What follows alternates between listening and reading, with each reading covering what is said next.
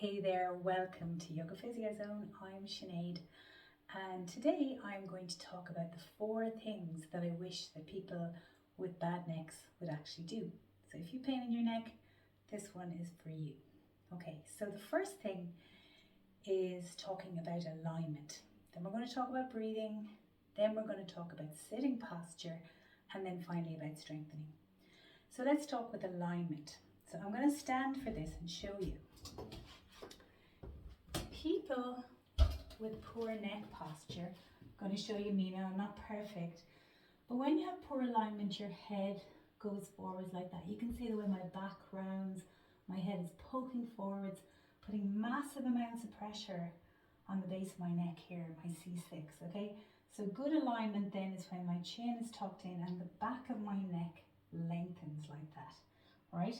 So most of us don't realise we're out of alignment until we do this, right? So stand against a wall, stick your heels against the wall if you can, or as close as they can get, right? Then see if you can lay your shoulders against the wall, and then finally the pole of your head, the occiput, the base of your skull. Just seeing, can you get that back of your head into alignment? Now, people who are out of alignment will find that their head just won't reach the wall. In order to get their head to the wall, sometimes they'll do this with their chin and look upwards, but that's cheating, that's neck extension. We want neck lengthening. So make this a really good exercise. I would say to people, do it for a minute about 5 times a day. It's better to do this in standing, but you can do it in sitting.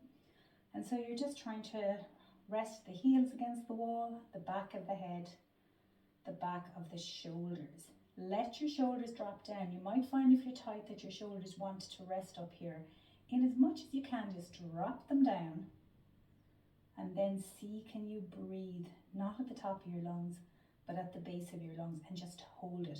Put the timer on 1 minute. You might find that this is pulling a little bit down your spine, that there's a stretchy pain. That's good, okay?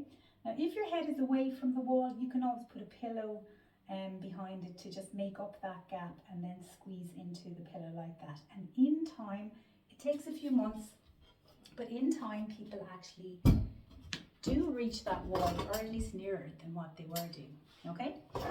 So that's neck alignment, that's really important. The next thing is breathing, okay? So we have a choice when we're breathing, whether we breathe with our upper lungs, which is this, or whether we breathe with our lower lungs, which are down here. So when I breathe with my lower lungs, it looks more like this. And you can see when I do that, my shoulders don't go up and down with my breath, they just stay level. And there's an expansion happening down lower, okay? Now when you breathe with the upper portion of your lungs, which happens when you're stressed, and actually it happens to most of us anyway, right? But basically what happens is it really makes your neck muscles. So if you watch my neck muscles when I'm breathing like that, they're really working quite hard. They're your accessory breathing muscles, and they shouldn't really be working except in times of extreme pressure, or if you're doing something that uses a lot of energy. So basically when you're at rest, you should be trying to breathe with your lower lungs at least some of the time. I have a full video on this. Just go to my YouTube channel, and under the breathing section, you'll find it there, How to Breathe Better it's called. But basically it's training yourself to at least some of the time be breathing with the lower part of your lungs, okay? So down here. And if you're not sure, take your hands and put them over the lower ribs and watch the ribs kind of expand and contract as you do that, okay? Time yourself. Do it for a minute if you can. And again, do that about 5 times a day. What you find when you breathe with the lower part of the lungs, you actually get better oxygenation, you get better expansion, you get better aeration, there's better air exchange. All the good things happen in the base of your lungs. And it has a real calming and sedative effect if you do it for a few minutes. So check this one out, it is well worth it. Okay, so that's breathing. The next thing that you need to know is your sitting posture. So I'm going to turn to the side for this. So when you are sitting, if you're back, I want you to watch my lower back. If I round my lower back, do you see what that does to my neck? It kind of makes my chin poke out, it squishes the top of my neck, it really, really drags off the lower part of my neck. And that poor neck alignment that we were talking about, that's what's happening. But rather than trying to change my neck position, which is really hard to do from this angle, if I change my back position by rolling forwards on my hips and sticking my belly out, arching my lower back, do you see how that changes my total neck posture? It's so much easier to do this with your lower back. Now sometimes I get people to do this as an actual exercise, so go like that and then see can you strengthen. Once you're there, see can you hold it, you guessed it, for a minute. Put your timer on, hold it there, relax the shoulders, breathe into your lower lungs, and you are strengthening that part of your spine, the lower part of your spine, that will actually provide a really good base for your neck to rest itself. So by having good back posture, and what this means actually if you're sitting at a desk, see can you use the backrest? Can you sit back into it so that your lower back is actually being supported even some of the time? So you might have to readjust your desk to do that, but we'll talk about that in another video. So that's the third thing. And then the fourth thing, this is a whistle-stop tour of things you need to be able to do. The fourth thing is to do strengthening for your neck, because most sore necks and most tight necks are actually really, really weak, okay? So we do isometric exercises. They're really good, even if you have a sore neck. These ones you can actually do lying down if your neck is very sore and you know you feel that you can't support it. They're really good because they get the muscles working and they strengthen you up. But not overnight, it takes a number of weeks, and in the longer term, a few months to get really, really good strengthening in the muscles here. Now we don't try and strengthen these ones. I'm going to move a little bit closer so you can see me. We don't try and strengthen this movement here where your head is coming forwards, because it makes these muscles work really, really strongly. They're usually already overworking if you have poor neck posture, okay?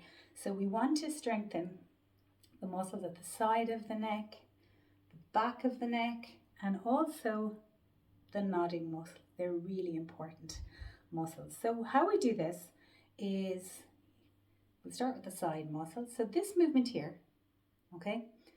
You want to do that movement, but you want your hand to stop you. So you literally, I am pushing my head into my hand and I am stopping it and I am holding. Now a minute is probably too long. I'd be more inclined to start with about 15 seconds, about a quarter of a minute. Hold, not 100%. You don't want to do it to where it's sore. You just kind of want to do it to the point where you feel, yeah, I can do this. Now, if you find that holding your hand up like that is really hard for you, you can rest on a table or the back of a chair or something like that, so your arm is held up in that position, and then you're just doing this. You hold that for 15 seconds and you release. You do the same to the other side. Hand up there, I'm doing this movement, but I'm resisting it. Hold, making all these muscles at the side work.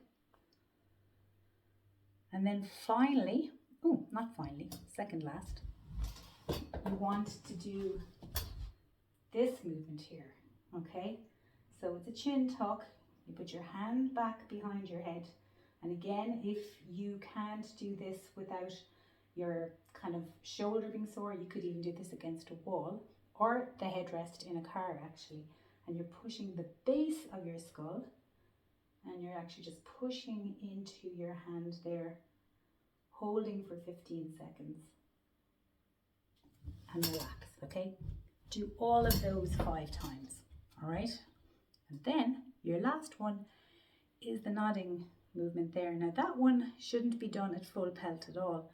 That's actually to be done at about 30 or 40% of the strength that you could put into it. And that's because that's an endurance muscle, really important endurance muscle. So you're just nodding. So I'm nodding, I'm doing that movement there, but my thumb is stopping me.